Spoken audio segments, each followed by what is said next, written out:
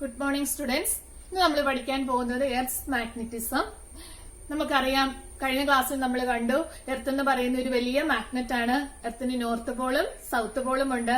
നമ്മളൊരു bar magnet freely ആയിട്ട് suspend ചെയ്ത് കഴിഞ്ഞാൽ നോർത്ത് സൗത്ത് ഡയറക്ഷനിൽ അത് അലൈൻ ചെയ്യും. അതിന് കാരണം എന്ന് പറയുന്നത് എർത്തിന്റെ മാഗ്നറ്റിസം ആണ്. അതിൽ നമ്മൾ നോർത്തിലോട്ട് നോക്കിയിരിക്കുന്ന പോളിനെ നോർത്ത് പോൾ എന്നും സൗത്തിലേക്ക് നോക്കിയിരിക്കുന്ന പോളിനെ നമ്മൾ സൗത്ത് പോൾ എന്നും വിളിക്കും. അപ്പൊ എർത്തിന്റെ ഈ മാഗ്നറ്റിസത്തിന് കാരണമായി ആദ്യമൊക്കെ കരുതിയിരുന്നത് എർത്തിന്റെ കോറിനുള്ളിൽ ഒരു വലിയ ബാർ മാഗ്നറ്റ് ഉണ്ടെന്നാണ്.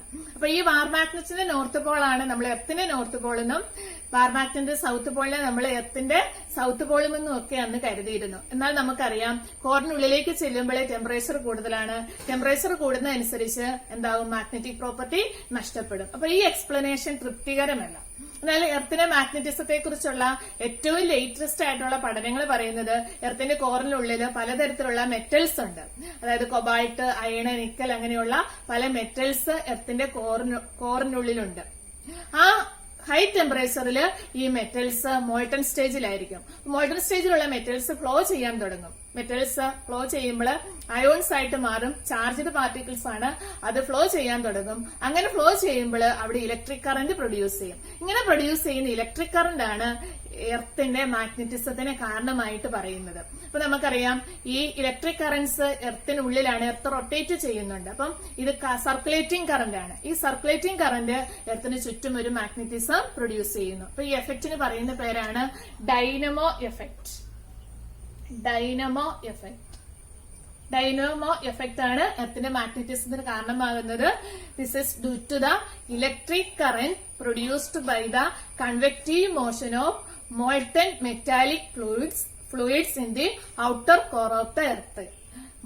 molten metallic fluidsന്റെ മോഷൻ കൊണ്ടുണ്ടാകുന്ന ഇലക്ട്രിക് കറന്റ് കൊണ്ടാണ് എന്തുണ്ടാകുന്നത്, ഡൈനമോ എഫക്ട് ഉണ്ടാകുന്നത്. ഈ ഡൈനമോ എഫക്ട് ആണ് എർത്തിന്റെ മാഗ്നറ്റിസത്തിന് കാരണമായി പറയുന്നത്. അപ്പൊ ഡൈനമോ എഫക്ട് ഓർത്തിരിക്കണം. ഇനി നമ്മൾ എർത്തിനെ കുറിച്ച് പഠിക്കുമ്പോൾ എർത്തിന് ഒരു ജിയോഗ്രഫിക് നോർത്ത് പോളും ഒരു ജിയോഗ്രഫിക് സൗത്ത് പോളും ഉണ്ട്. ഓക്കെ, ജിയോഗ്രഫിക് നോർത്ത് പോളിനെ നമുക്ക് ഇവിടെ റെപ്രസെന്റ് ചെയ്യാം, ജി കൊണ്ട് റെപ്രസെന്റ് ചെയ്യാം, SG ജിയോഗ്രഫിക് സൗത്ത് പോള്.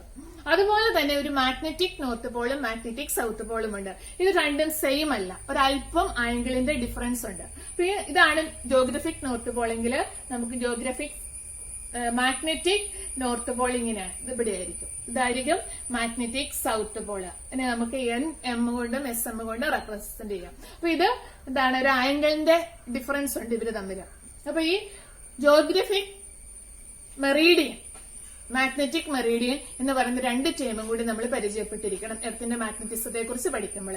അപ്പൊ ജിയോഗ്രഫിക് നോർത്ത് പോളിൽ കൂടെയും ജിയോഗ്രഫിക് സൗത്ത് പോളിൽ കൂടെയും കടന്നു പോകുന്ന ആ വെർട്ടിക്കൽ പ്ലെയിന് പറയുന്ന പേരാണ് Geographic Meridian. Geographic Meridian. Okay, അതുപോലെ മാഗ്നറ്റിക് നോർത്ത് പോളിൽ കൂടെയും മാഗ്നറ്റിക് സൗത്ത് പോളിൽ കൂടെയും കടന്നു പോകുന്ന വെർട്ടിക്കൽ പ്ലെയിന് പറയുന്ന പേരാണ് മാഗ്നറ്റിക് മെറീഡിയൻ.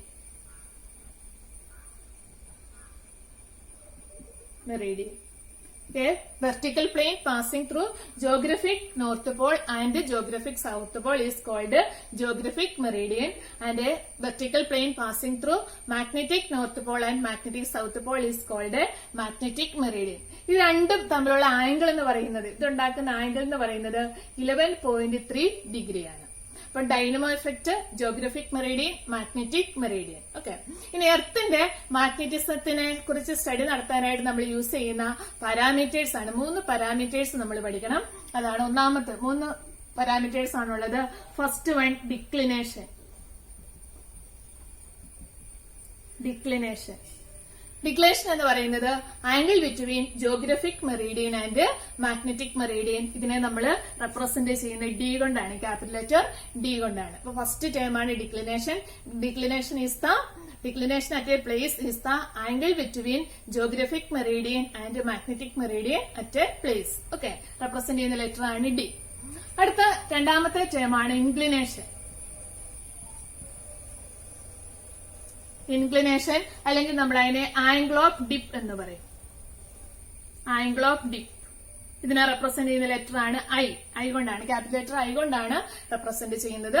ഇൻക്ലിനേഷൻ എന്ന് പറഞ്ഞാൽ ഇത് angle between horizontal component of Earth's magnetic field and net component of earth magnetic field ആണ്. അപ്പൊ എർത്തിന് രണ്ട് തരത്തിലുള്ള മാഗ്നറ്റിക് കമ്പോണന്റ്സ് ഉണ്ട്. ഒന്ന് ഹൊറിസോണ്ടൽ കമ്പോണന്റും ഒന്ന് വെർട്ടിക്കൽ കമ്പോണന്റ്സും. അപ്പൊ അതിലെ ഹൊറിസോണ്ടൽ കമ്പോണന്റും നെറ്റ് മാഗ്നറ്റിക് ഫീൽഡിന്റെ ഹൊറിസോണ്ടൽ കമ്പോണന്റും എർത്തിന്റെ ടോട്ടൽ മാഗ്നറ്റിക് ഫീൽഡിന്റെ കമ്പോണന്റും തമ്മിലുണ്ടാകുന്ന ആംഗിൾ ആണ് എന്ന് പറയുന്നത് ഇൻക്ലിനേഷൻ എന്ന് പറയുന്നത്. അതായത് ഇതാണ് ഹൊറിസോണ്ടൽ കമ്പോണന്റ്, നമ്മൾ HE കൊണ്ട് റെപ്രസെന്റ് ചെയ്യുന്നു. ഇതാണ് നെറ്റ് കമ്പോണന്റ്, ടോട്ടൽ എർത്തിന്റെ മാഗ്നറ്റിക് ഫീൽഡ്. ഇതാണ് വെർട്ടിക്കൽ കമ്പോണന്റ്, ZE കൊണ്ടാണ് നമ്മൾ റെപ്രസെന്റ് ചെയ്യുക. HE, BE ആൻഡ് ZE കൊണ്ട് റെപ്രസെന്റ് ചെയ്യുന്നു. HE horizontal component of earth magnetic field, BE total component of earth magnetic field and ZE vertical component of earth magnetic field. അപ്പൊ I എന്ന് പറയുന്നത് inclination എന്ന് പറയുന്ന angle between horizontal component and total horizontal component of earth magnetic field and total earth magnetic field. അപ്പൊ ഇതിനാണ് നമ്മൾ I എന്ന് കൊടുക്കുന്നത്. I. ഓക്കെ. ദെൻ മൂന്നാമത്തെ കമ്പോണൻസ് ആണ് ഹൊറിസോണ്ടൽ ഇന്റൻസിറ്റി. ഹൊറിസോണ്ടൽ ഇന്റൻസിറ്റി ഇതെന്താണ്? എർത്തിന്റെ ഹൊറിസോണ്ടൽ കമ്പോണന്റിന് നമ്മൾ പറയുന്ന പേരാണ് ഹൊറിസോണ്ടൽ ഇന്റൻസിറ്റി എന്ന് പറയുന്നത്. ഇനി നമുക്ക് ഇതിനെ ഈ ഫിഗറിൽ നിന്ന് നമുക്ക് നോക്കുവാണെങ്കിൽ, ഇവിടെ നമ്മൾ എടുക്കുവാണെങ്കിൽ HE is equal to നമുക്ക് എഴുതാം BE cos I എന്ന് എഴുതാം. HE is equal to right angle triangle consider ചെയ്ത് കഴിഞ്ഞാൽ HE is equal to BE cos I എന്ന് എഴുതാം. അതുപോലെ ZE is equal to, ഈ സൈഡ് കിട്ടും, ഈ സൈഡിന് സെയിം ലെന്ത് ഇവിടെ കൺസിഡർ ചെയ്യുകയാണെങ്കിൽ ZE is equal to BE sin I എന്ന് നമുക്ക് കൊടുക്കാം. sin I. അപ്പൊ ഇതിൽ നിന്ന് നമുക്ക് ഇതിനെ സ്ക്വയർ ചെയ്ത് ആഡ് ചെയ്യുവാണെങ്കിൽ HE square plus ZE square is equal to എന്ത് വരും? BE square plus cos square I plus sine square I എന്ന് കിട്ടും. Sine square I, cos square I square plus sine square I നമുക്കറിയാം 1 ആണ്. Therefore BE is equal to total magnetic field, BE is equal to root of HE square plus ZE square ആണ്. Okay, ഇത് നമ്മൾ ഓർത്തിരിക്കണം. Total magnetic ഫീൽഡിന്റെ equation ആണ്. Vertical components horizontal component നമുക്ക് തരുവാണെങ്കിൽ അതിന്റെ ടോട്ടൽ മാഗ്നറ്റിക് ഫീൽഡ് എന്ന് പറയുന്നത് എന്താണ്? Root of HE square plus ZE square ആണ്. ഓക്കെ, അതുപോലെ ഇവിടെ tan I is equal to എന്തുവരെ? ZE by HE. That is I is equal to tan inverse ZE by HE നമുക്ക് കിട്ടും. HE. Okay, tan inverse ZE by HE. അപ്പം എർത്തിന്റെ മാഗ്നറ്റിസത്തെ കുറിച്ച് പഠിക്കുമ്പോൾ ഓർക്കേണ്ട dynamo effect, geographic Meridian, magnetic Meridian, 3 elements, declination, inclination, horizontal intensity. Then BE is equal to root of HE square plus ZE square. Okay, I is equal to tan inverse ZE by HE. അടുത്ത നമ്മൾ പഠിക്കാൻ പോകുന്നത് magnetic intensity and magnetisation. Magnetic പ്രോപ്പർട്ടീസുമായിട്ട് ബന്ധപ്പെട്ട parameters ആണ് magnetic ഇന്റൻസിറ്റിയും മാഗ്നറ്റൈസേഷനും. എന്താണ് magnetisation എന്ന് നമുക്ക് നോക്കാം. മാഗ്നറ്റൈസേഷൻ നമ്മൾ റെപ്രസെന്റ് ചെയ്യുന്ന ലെറ്റർ ക്യാപിറ്റൽ ലെറ്റർ M ആണ്. M എന്ന് പറയുന്നത് magnetic dipole moment per volume ആണ്, പെർ യൂണിറ്റ് വോളിയം. M/V ആണ് magnetic dipole moment per unit volume. അതാണ് മാഗ്നറ്റൈസേഷൻ എന്ന് പറയുന്നത്. ഇതിന്റെ യൂണിറ്റ് നമുക്കറിയാം M is equal to IA ആണ്. IAയുടെ യൂണിറ്റ് എന്ന് പറയുന്നത് AM² ആണ്. വോളിയത്തിന്റെ യൂണിറ്റ് M³ ആണ്. അപ്പൊ നമുക്കിവിടെ AM⁻⁻1 എന്ന് കിട്ടും മാഗ്നറ്റൈസേഷന്റെ യൂണിറ്റ്. മാഗ്നറ്റൈസേഷൻ ഓരോ മെറ്റീരിയൽ അനുസരിച്ച് മാറിക്കൊണ്ടിരിക്കും. ചില മെറ്റീരിയലിന് മാഗ്നറ്റൈസേഷൻ കൂടുതലായിരിക്കും, ചിലതിന് കുറവായിരിക്കും. Magnetic moment per unit volume, അതാണ് മാഗ്നറ്റൈസേഷൻ. ക്യാപിറ്റൽ ലെറ്റർ M ആണ്, യൂണിറ്റ് AM⁻⁻1 ആണ്. അടുത്ത മാഗ്നറ്റിക് ഇന്റൻസിറ്റി. മാഗ്നറ്റിക് ഇന്റൻസിറ്റിയെ നമ്മൾ റെപ്രസെന്റ് ചെയ്യുന്ന ലെറ്റർ ആണ് H. നമുക്കറിയാം ഒരു സോളിനോയിഡിന്റെ കേസിൽ ഇവിടുത്തെ മാഗ്നറ്റിക് ഫീൽഡിന്റെ equation B is equal to μ0 NI ആണ്. മാഗ്നറ്റിക് ഫീൽഡിന്റെ ഇക്വേഷൻ N എന്ന് പറയുന്നത് നമ്പർ ഓഫ് ടേൺസ്, I എന്ന് പറയുന്നത് കറന്റ് ആണ്. ഇവിടെ നമുക്ക് V0 എന്ന് കൊടുക്കാം. എയർ കോർഡ് ആയിട്ടുള്ള ഒരു സോളിനോയിഡിന്റെ കേസിലെ മാഗ്നറ്റിക് ഫീൽഡ് എന്ന് പറയുന്നത് μ0 NI ആണ്. ഇനി ഇവിടെ NI നെ നമ്മൾ H കൊണ്ടാണ് റെപ്രസെന്റ് ചെയ്യുന്നത്. ഈ H ആണ് NI is equal to H. NI ആണ് നമ്മൾ H അല്ലെങ്കിൽ മാഗ്നറ്റിക് ഇന്റൻസിറ്റി എന്നുകൊണ്ട് ഉദ്ദേശിക്കുന്നത്. അപ്പൊ ഇവിടെ നമുക്ക് മാറ്റി എഴുതുവാണെങ്കിൽ V0 is equal to μ0 into H എന്ന് കിട്ടും. Therefore H is equal to B0/μ0 എന്ന് കിട്ടും. ഓക്കെ, അടുത്ത നമ്മള് മറ്റൊരു പാരാമീറ്റർ ആണ് മാഗ്നറ്റിക് സസെപ്റ്റിബിലിറ്റി.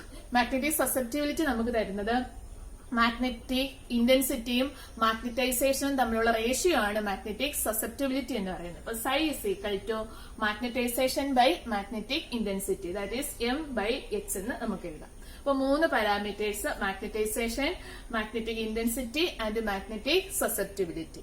അപ്പൊ നമ്മളൊരു സോളിനോയിഡ്, അതിനകത്ത് എയർ കോർഡ് ആയിട്ട് ഒരു സോളിനോയിഡ്, അതിൽ കൂടിയുള്ള കറന്റ് I ആണ്, നമ്പർ ഓഫ് ടേൺസ് N ആണ്. അങ്ങനെയാണെങ്കിൽ അവിടുത്തെ മാഗ്നറ്റിക് ഫീൽഡിനെ നമുക്ക് B0 is equal to μ0 NI എന്ന് കൊടുക്കാം. ഒന്നുകൂടി മാറ്റി എഴുതുവാണെങ്കിൽ B0 is equal to μ0 NIക്ക് പകരം നമുക്ക് H എന്ന് കൊടുക്കാം. ഇനി ഈ സോളിനോയിഡിന്റെ ഉള്ളിലേക്ക്, എയർ കോർഡ് ആയിട്ടുള്ള ആ പ്ലേസിലേക്ക് നമ്മളൊരു മാഗ്നറ്റിക് മെറ്റീരിയൽ, ഒരു ഫെറോ മാഗ്നറ്റിക് സബ്സ്റ്റൻസ് ആഡ് ചെയ്യുന്നു. ഫില്ലാണ്, കോറ് ഫെറോ മാഗ്നറ്റിക് മെറ്റീരിയൽസ് ആണ്. അപ്പൊ അവിടെ ആ മെറ്റീരിയലിന് ഒരു മാഗ്നറ്റൈസേഷൻ സംഭവിക്കും. അപ്പൊ അവിടെയും ഒരു മാഗ്നറ്റിക് ഫീൽഡ് ഉണ്ടാവും. അങ്ങനെ ഉണ്ടാകുന്ന മാഗ്നറ്റിക് ഫീൽഡിനെ നമുക്ക് BM കൊണ്ട് റെപ്രസെന്റ് ചെയ്യാം. ഈ BM എന്ന് പറയുന്നത് അതിനകത്ത് ഫില്ല് ചെയ്തിരിക്കുന്ന മെറ്റീരിയലിനെ ഡിപ്പെൻഡ് ചെയ്തിരിക്കും. അപ്പം അതിനുണ്ടാകുന്ന മാഗ്നറ്റൈസേഷൻ ആ മെറ്റീരിയൽ അനുസരിച്ച് മാറിക്കൊണ്ടിരിക്കും. അപ്പൊ അവിടെ നമുക്ക് BM is equal to μ0M എന്ന് കൊടുക്കാം. BM is equal to μ0M. അപ്പൊ നമ്മൾ total magnetic field inside the solenoid എന്ന് പറഞ്ഞാൽ ആദ്യം ഉണ്ടായിരുന്ന എയർ കോർഡ് ആയിട്ടുള്ള B0യും മെറ്റീരിയൽ വെച്ചപ്പോൾ ഉണ്ടായ BMന്റെയും കൂടി സമ്മാണ്. അപ്പൊ total magnetic field B is equal to B0 plus BM ആണ്. ഇനി B0ക്ക് നമുക്ക് പകരം B is equal to എന്ത് കൊടുക്കാം? μ0H എന്ന് കൊടുക്കാം. BMന് പകരം μ0M എന്ന് കൊടുക്കാം. അടുത്ത സ്റ്റെപ്പിൽ എഴുതുവാണെങ്കിൽ B is equal to μ0H plus M ആണ്. H plus M. ഇനി H എന്ന് പറയുന്നത് നോക്കി, ഇവിടെ 2 ഫാക്ടർ ഉണ്ട്. H എന്നാണെങ്കിൽ എക്സ്റ്റീരിയർ ഫാക്ടർ ആണ്, നമ്മൾ പുറത്തുനിന്ന് വരുന്ന ഫാക്ടർ, അതായത് കറന്റിന്റെ ടേം ആണ്. കറന്റ് കൊണ്ടുണ്ടാകുന്ന മാഗ്നറ്റിക് ഫീൽഡ് ആണ് H തരുന്നത്, μ0H തരുന്നത്. അതുപോലെ M എന്ന് പറയുന്നത് ഇന്റീരിയർ ഫാക്ടർ ആണ്, അതായത് സോളിനോയിഡിനകത്തുള്ള മെറ്റീരിയലിന്റെ മെറ്റീരിയൽ പ്രസൻസ് കൊണ്ടുണ്ടാകുന്ന മാഗ്നറ്റിക് ഫീൽഡ് ആണ് M തരുന്നത്. ഈ എക്സ്റ്റീരിയർ ഫാക്ടറും ഇന്റീരിയർ ഫാക്ടറും തമ്മിൽ റിലേഷൻ ഉണ്ട്, അത് നമ്മൾ പഠിച്ചതാണ്. psi is equal to M/H ആണ്. അങ്ങനെയാണെങ്കിൽ M is equal to നമുക്ക് psi H എന്ന് കൊടുക്കാം. അപ്പം B is equal to നമുക്ക് മാറ്റി എഴുതാം. B is equal to μ0 into H plus ഇവിടെ നമുക്ക് psi H എന്ന് കൊടുക്കാം. psi H, that is B is equal to μ0 into 1 plus psi into H എന്ന് കൊടുക്കാം. μ0 into 1 plus psi into H എന്ന് കൊടുക്കാം. ഇവിടെ 1 plus psi is equal to μr എന്ന് കൊടുക്കുന്നു, റിലേറ്റീവ് പെർമിബിലിറ്റി. അങ്ങനെയാണെങ്കിൽ ഇക്വേഷൻ വീണ്ടും മാറും. B is equal to μ0 μr into H എന്ന് വരും. നമ്മൾ μ0 എന്ന് പറയുന്ന പെർമിബിലിറ്റി ഓഫ് ഫ്രീ സ്പേസ് ആണ്, μr എന്ന് പറയുന്ന റിലേറ്റീവ് പെർമിബിലിറ്റി ആണ്, അല്ലെ? μ0 into μr നമുക്ക് മ്യൂ എന്ന് എടുക്കാം. μ0 into μr is equal to mu എന്ന് പറയുന്ന permeability of A medium, that is B is equal to μH. ഇതാണ് ബിയും എച്ചും ആയിട്ടുള്ള റിലേഷൻ ആണ്, ഇമ്പോർട്ടന്റ് ആണ്. B എന്ന് പറയുന്ന മാഗ്നറ്റിക് ഫീൽഡും H എന്ന് പറയുന്നത് മാഗ്നറ്റിക് ഇന്റൻസിറ്റിയുമാണ് തമ്മിലുള്ള relation. B is equal to μH. ഇവിടെ ശ്രദ്ധിക്കണം, 1 plus psi is equal to μr ആണ്, μ0 μr is equal to mu ആണ്, B is equal to μH. ഇവിടെ 2 ടേംസ് ഉണ്ട്. ഒന്ന് കറന്റ് കൊണ്ടുണ്ടാകുന്ന എയർ കോൾഡ് ആയിട്ടുള്ള സോളിനോയിഡ് ഉണ്ടാകുന്ന മാഗ്നറ്റിക് ഫീൽഡ്, 2 അതിനകത്തൊരു മെറ്റീരിയൽ വെച്ച് കഴിയുമ്പോൾ അവിടെ ഉണ്ടാകുന്ന മാഗ്നറ്റൈസേഷൻ, ആ മാഗ്നറ്റിക് ഫീൽഡ് BM. രണ്ടിന്റെയും കൂടി സം എടുത്തു, അവസാനം നമുക്ക് B is equal to μH എന്ന് കിട്ടി. ഓക്കെ, അടുത്തായിട്ട് നമ്മൾ പഠിക്കാൻ പോകുന്നത് ക്ലാസിഫിക്കേഷൻ ഓഫ് മാഗ്നറ്റിക് മെറ്റീരിയൽസ് ആണ്.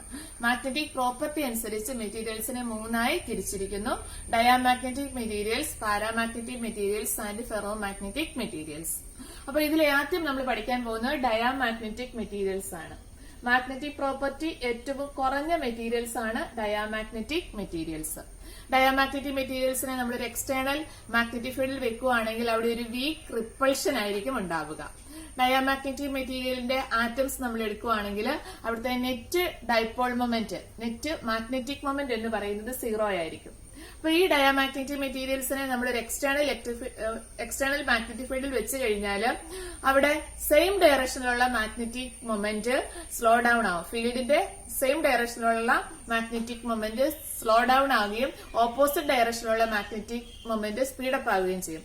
അപ്പൊ അവിടെ ഉണ്ടാകുന്നത് ഒരു റിപ്പൾഷൻ ആണ് ഉണ്ടാവുക. റിപ്പൾഷൻ ഉണ്ടാകും. എക്സ്റ്റേണൽ മാഗ്നറ്റിക് ഫീൽഡും ഈ വെച്ച ഡയാമാഗ്നറ്റിക് മെറ്റീരിയലും തമ്മിലൊരു റിപ്പൾഷൻ ആണ് ഉണ്ടാവുക. അതുകൊണ്ട് തന്നെ ഈ ഡയാമാഗ്നറ്റിക് മെറ്റീരിയൽസിന്റെ ഉള്ളിലുള്ള ഫീൽഡ് ലൈൻസിന്റെ എണ്ണം വളരെ കുറവായിരിക്കും. എക്സ്റ്റേണൽ ഫീൽഡിൽ വെച്ച് കഴിഞ്ഞാൽ ഫീൽഡ് ലൈൻസ് എക്സ്പെൽ ചെയ്തു പോവാണ്, റിപ്പൾഡ് ഓർ എക്സ്പെൽഡ് ചെയ്തു പോവുകയാണ് ചെയ്യുന്നത്. അപ്പം ഇങ്ങനെ ഒരു ഷേപ്പ് ഇങ്ങനെയാണ് നമ്മളത് വരയ്ക്കുക. Expelled or repulsed field lines. Okay,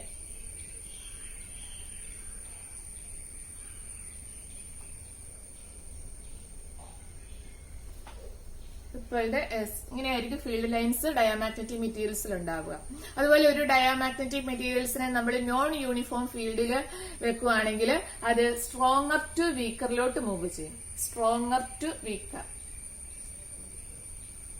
വീക്കറാണ്. അതുപോലെ direction perpendicular to the suspend ചെയ്യുവാണെങ്കിൽ മാഗ്നറ്റിക് ഫീൽഡിന്റെ ഡയറക്ഷൻ പെർപെൻഡിക്കുലർ ഡയറക്ഷനിലായിരിക്കും ഇത് അലൈൻ ചെയ്തിട്ടുണ്ടാവുക.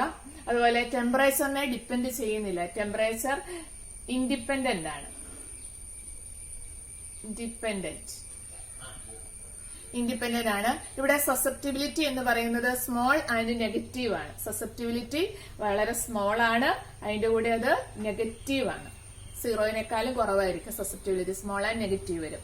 അതുപോലെ റിലേറ്റീവ് പെർമിബിലിറ്റി ലെസ് ദാൻ 1 ആണ്. 1-ൽ താഴെയായിരിക്കും റിലേറ്റീവ് പെർമിബിലിറ്റി എന്ന് പറയുന്നത്. ഇനി ഇതിനെ കുറിച്ച് നമ്മൾ ഓർത്തിരിക്കേണ്ട മറ്റൊരു കാര്യം, ഇത് ലോ ടെമ്പറേച്ചറിലാണെങ്കിൽ ഇത് ഡയാമാഗ്നറ്റിസവും പെർഫെക്റ്റ് ഡയാമാഗ്നറ്റിസവും പെർഫെക്റ്റ് സൂപ്പർ കണ്ടക്ടിവിറ്റിയും കാണിക്കും. അറ്റ് ലോ ടെമ്പറേച്ചറിൽ എന്ത് കാണിക്കും? ഡയാമാഗ്നറ്റിസം പെർഫെക്റ്റ് ആയിരിക്കും, സൂപ്പർ കണ്ടക്ടിവിറ്റി പെർഫെക്റ്റ് ആയിരിക്കും. അപ്പം പെർഫെക്റ്റ് ഡയാമാഗ്നറ്റിസം മീൻ സൂപ്പർ കണ്ടക്ടേഴ്സ്, അതിന് നമ്മൾ പറയുന്ന പേരാണ്, ആ എഫക്റ്റിന് പറയുന്ന പേരാണ് മേസ്നർ എഫക്റ്റ്. മേസ്നർ എഫക്റ്റ്. ഇത്രയും കാര്യങ്ങളാണ് ഡയാമാഗ്നറ്റിക് മെറ്റീരിയൽസിനെ കുറിച്ച് നമ്മൾ ഓർത്തിരിക്കേണ്ടത്. അടുത്ത പാരാമാഗ്നറ്റിക് മെറ്റീരിയൽസ്. പാരാമാഗ്നറ്റിക് മെറ്റീരിയൽസിൽ ഒരു പെർമനന്റ് ഡൈപോൾ മൊമെന്റ് ഉണ്ട്. അപ്പം ഈ പാരാമാഗ്നറ്റിക് മെറ്റീരിയൽസിനെ നമ്മളൊരു എക്സ്റ്റേണൽ മാഗ്നറ്റിക് ഫീൽഡിൽ വെച്ച് കഴിഞ്ഞാൽ മാഗ്നറ്റിക് ഫീൽഡിന്റെ സെയിം ഡയറക്ഷനിൽ തന്നെ അത് അലൈൻ ആവും. അതുകൊണ്ട് തന്നെ അതിന്റെ മാഗ്നറ്റിക് ഫീൽഡിന്റെ value inside the material magnetic field increase ചെയ്യും. ഫീൽഡ് ലൈൻസ് കോൺസെൻട്രേറ്റഡ് ആയിരിക്കും അതിന്റെ ഇൻസൈഡ് ദ മെറ്റീരിയൽ. ഇപ്പൊ നമ്മൾ വരയ്ക്കുവാണെങ്കിൽ ഇതൊരു പാരാമാഗ്നറ്റിക് മെറ്റീരിയൽ ആണെങ്കിൽ ഇങ്ങനെ ഫീൽഡ് ലൈൻസ് ഉണ്ടാവും ഉള്ളിൽ, അങ്ങനെ നമുക്ക് കാണിക്കാൻ പറ്റും. ഫീൽഡ് ലൈൻസ് കോൺസെൻട്രേറ്റ് ചെയ്തിട്ടുണ്ടാവും പാരാമാഗ്നറ്റിക് മെറ്റീരിയൽസിൽ. ഇനി പാരാമാഗ്നറ്റിക് മെറ്റീരിയൽ മൂവ് ചെയ്യുന്നത് വീക്കർ ടു സ്ട്രോങ്ങർ ആയിരിക്കും. വീക്കർ ടു സ്ട്രോങ്ങർ ഫീൽഡിലായിരിക്കും. നോൺ യൂണിഫോമിൽ നമ്മൾ മാഗ്നറ്റിക് ഫീൽഡിൽ വെച്ച് കഴിഞ്ഞാൽ വീക്കർ ഫീൽഡ് ടു സ്ട്രോങ്ങർ ഫീൽഡിലായിരിക്കും. പാരലൽ ടു ദ ഫീൽഡ് ആയിരിക്കും. സസ്പെൻഡ് ചെയ്ത് കഴിഞ്ഞാൽ ഫീൽഡിന് പാരലായിട്ടായിരിക്കും അത് സെറ്റ് ചെയ്യുക. അതുപോലെ ടെമ്പറേച്ചർ ഡിപ്പെൻഡന്റ് ആണ്. Psi is small and positive ആണ്.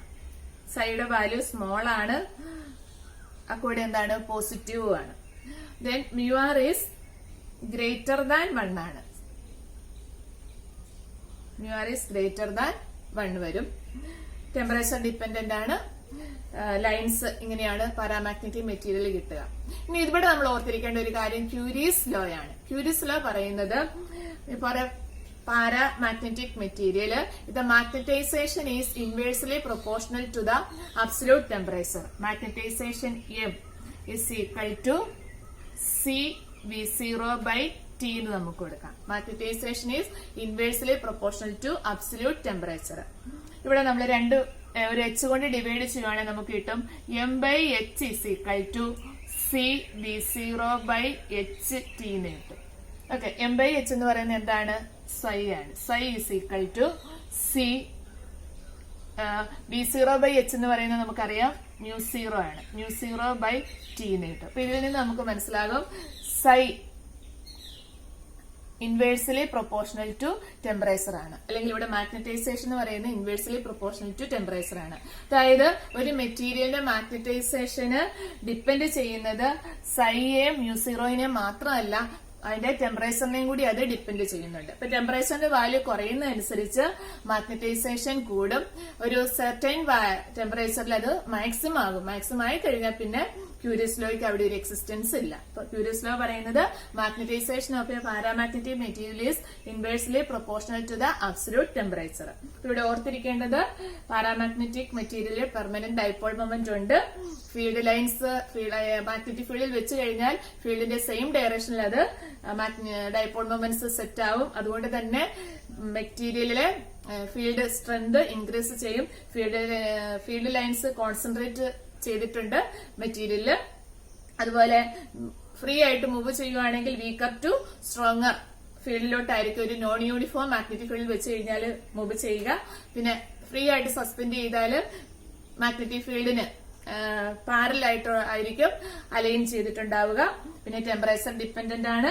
സൈ എന്ന് പറയുന്നത് സ്മോൾ ആൻഡ് പോസിറ്റീവ് ആണ്. മ്യൂആർ എന്ന് പറയുന്നത് സ്മോൾ ആൻഡ് ഗ്രേറ്റർ ദാൻ 1 ആണ്. സ്മോൾ ആണ് എന്നാൽ ഗ്രേറ്റർ ദാൻ 1 ആണ് വരിക. ഇതൊക്കെയാണ് നമ്മൾ പാരാമാഗ്നറ്റിക് മെറ്റീരിയലിനെ കുറിച്ച് ഓർത്തിരിക്കുന്നത്. പിന്നെ ക്യൂരീസ് ലോ. ക്യൂരീസ് ലോ എന്ന് പറഞ്ഞാൽ M is proportional to inversely proportional to absolute temperature. അടുത്തതാണ് ferromagnetic material. Ferromagnetic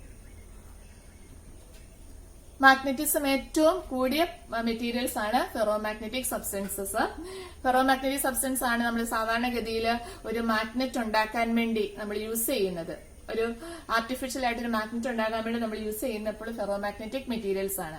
ferromagnetic മെറ്റീരിയൽസിൽ permanent dipole moment ഉണ്ട്. ഫെറോമാഗ്നറ്റിക് മെറ്റീരിയൽസിന് ഈ ഡൈപോൾ മൊമെന്റ് നമ്മൾ കാണുന്ന ഒരു മെറ്റീരിയൽ നമ്മൾ കൺസിഡർ ചെയ്യുവാണെങ്കിൽ അതിനകത്ത് നമുക്ക് ഓരോ പാർട്സിനും അതിനൊരു പെർമനന്റ് ഡൈപോൾ മൊമെന്റ് ഉണ്ട്. അപ്പം ഓരോ ചെറിയ ഡൊമെയിൻസ് എന്നാണ് നമ്മൾ പറയുന്നത്. ഓരോ ഡൊമെയിൻസും ഉള്ള മോളിക്യൂൾസിൽ ഒരു പർട്ടിക്കുലർ ഡയറക്ഷനിലായിരിക്കും ഡൈപോൾ മൊമെന്റ് സെറ്റ് ചെയ്തിട്ടുണ്ടാവുക. അപ്പൊ നമ്മളിവിടെ ഒരു മാഗ്നറ്റിക് ഫീൽഡ് അപ്ലൈ ചെയ്യുന്നു. മാഗ്നറ്റിക് ഫീൽഡ് അപ്ലൈ ചെയ്യുമ്പോൾ B0 എന്ന് പറയുന്ന മാഗ്നറ്റിക് ഫീൽഡ് അതിന്റെ ഡയറക്ഷൻ ഇങ്ങോട്ടാണ്. മാഗ്നറ്റിക് ഫീൽഡ് അപ്ലൈ ചെയ്ത് കഴിയുമ്പോൾ കുറച്ച് സമയത്തിനുള്ളിൽ ഇതിപ്പോ നമുക്കറിയാം റാൻഡംലി അങ്ങോട്ടും ഇങ്ങോട്ടുമാണ് അതിന്റെ ഡൈപോൾ മൊമെന്റ് സെറ്റ് ചെയ്തിരിക്കുക. മാഗ്നറ്റിക് ഫീൽഡ് ഇല്ലാത്ത സമയത്ത് ഓരോ ഡൊമെയിൻ നമുക്ക് എടുത്താലും ഇങ്ങനെ ഒരു ഡൊമെയിൻ എടുക്കാം, ഇത് മറ്റൊരു ഡൊമെയിൻ ആയിട്ട് എടുക്കാം. ഇങ്ങനെ എടുത്തു കഴിഞ്ഞാൽ ഇതിലൊക്കെ ഒരു പർട്ടിക്കുലർ ഡൈപോൾ മൊമെന്റ് ഉണ്ട്. നമ്മൾ ഫീൽഡ് അപ്ലൈ ചെയ്ത് കഴിയുമ്പോൾ ഈ ഓരോ ഡൊമെയിനും എന്താവും, മാഗ്നറ്റിക് ഫീൽഡ് അപ്ലൈ ചെയ്യുന്ന മാഗ്നറ്റിക് ഫീൽഡിന്റെ സെയിം ഡയറക്ഷനിൽ അതിന്റെ ഡൈപോൾ മൊമെന്റിന്റെ ഡയറക്ഷൻ സെറ്റ് ചെയ്യും. ഇതിങ്ങനെ എല്ലാം കൂടി ഒരുമിച്ചല്ല ചെയ്യുന്നത്, മറിച്ച് ഓരോന്നായിട്ട്. ഫസ്റ്റ് ഈ ഡൊമെയിൻ നേരെ വരും, ആ സമയത്ത് തന്നെ ഇത് വരും, അങ്ങനെ ഈ ഡൊമെയിൻ വലുതായിട്ട് വരിക ചെയ്യുന്നത്. ഡൊമെയിൻ കൊണ്ട് ഉദ്ദേശിക്കുന്നത് നമ്മളൊരു എക്സ്റ്റേണൽ ഫീൽഡ് അപ്ലൈ ചെയ്ത് കഴിഞ്ഞാൽ അതിന്റെ ഡയറക്ഷനിൽ സെറ്റ് ചെയ്യാൻ പറ്റുന്ന ഒരു ഏരിയയ്ക്കാണ് നമ്മൾ ഡൊമെയിൻ എന്ന് പറയുന്നത്.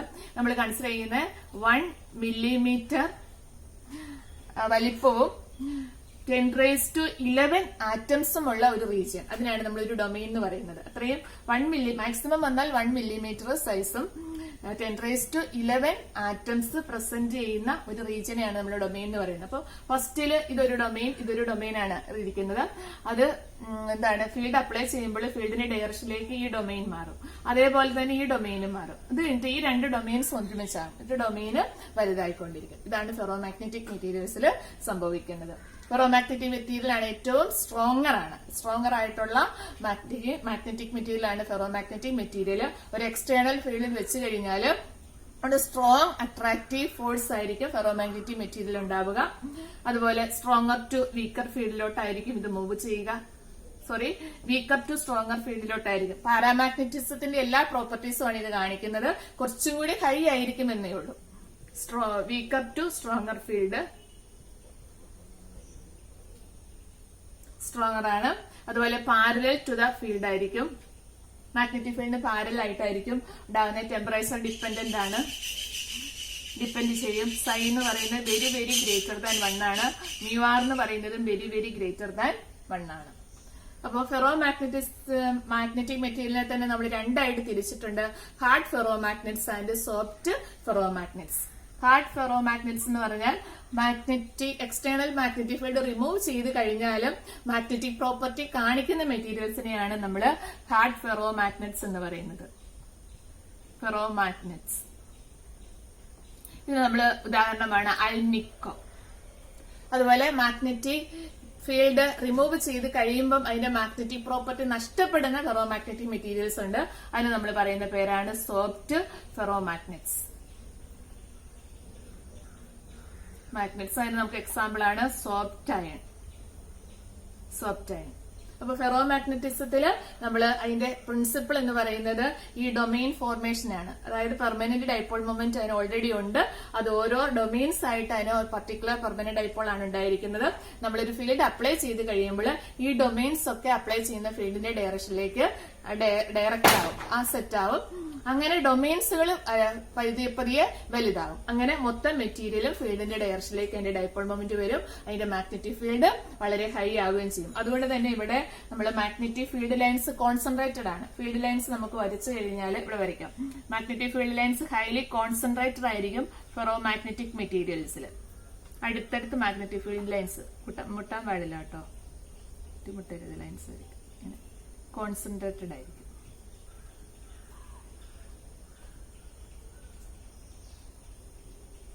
അതായത് പാരാമാഗ്നറ്റിക് മെറ്റീരിയൽ ഉള്ളതിനേക്കാളും കൂടുതലും magnetic materials, magnetic field lines, ferromagnetic materials ഉണ്ടാവും. പിന്നെ ഹൈ ടെമ്പറേച്ചറിൽ ഫെറോമാഗ്നറ്റിക് മെറ്റീരിയൽ പാരാമാഗ്നറ്റിക് മെറ്റീരിയൽ ആയിട്ട് മാറും. Transition of ferromagnetic material to paramagnetic material at high temperature, അതിന് നമ്മൾ പറയുന്ന പേരാണ് Curie's temperature. Curie's temperature psi is equal to C by T minus TC. Psi is equal to C by T minus TC. Okay. അപ്പം psi നമുക്കറിയാം susceptibility C curious constant ആണ്. TC എന്ന് പറയുന്നത് curious temperature ആണ്. At high temperature അല്ലെ, at temperature ferromagnetic material അതിന്റെ magnetic property കുറഞ്ഞ് എന്തായിട്ട് മാറും, പാരാമാഗ്നറ്റിക് മെറ്റീരിയൽസ് ആയിട്ട് മാറും. ആ ടെമ്പറേച്ചർ നമ്മൾ പറയുന്ന പേരാണ് ക്യൂരിയസ് ടെമ്പറേച്ചർ. ഇവിടെ നമ്മൾ ക്യൂരിയസ് ലോ പഠിച്ചു. പാരാമാഗ്നറ്റിസത്തിന്റെ കേസിൽ ഇവിടെ നമ്മൾ ക്യൂരിയസ് ടെമ്പറേച്ചർ പഠിക്കുന്നു. ഓക്കെ.